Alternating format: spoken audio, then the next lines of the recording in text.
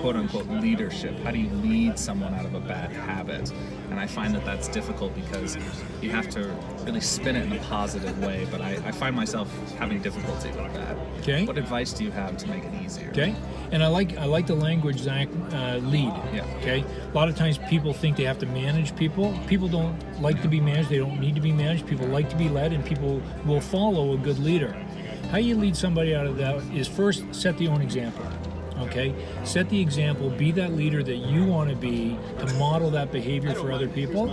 And then psychologically, how we learn as people, there's the old adage, do as I say, don't do as I do. Well, we learn from watching what people do. And there is a psychological principle out there.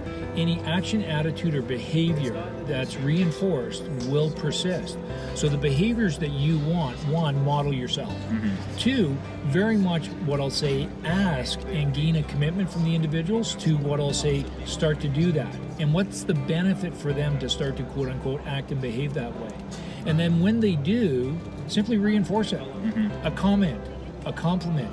The fact that you're paying attention to them and you're noticing the little things makes a huge difference. And the more that you do that, the more they'll do it over and over again.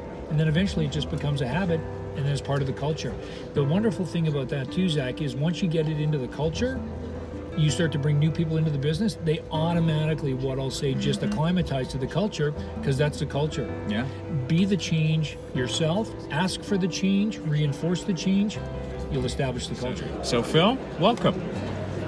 Thank you very much. And what question have you got for us today?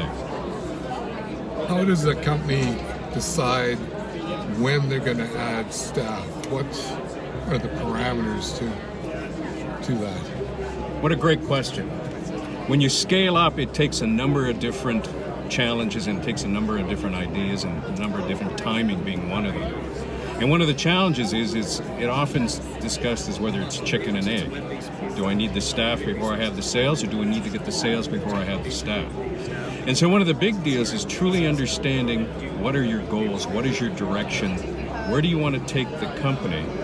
And then in terms of team members, who do I need?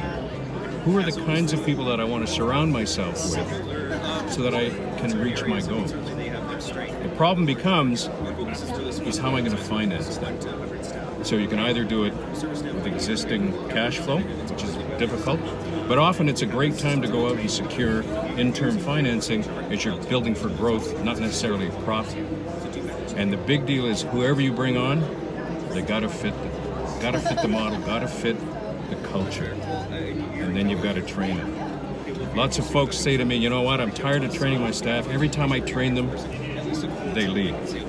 And my response to that is, what happens if you don't train them and they stay?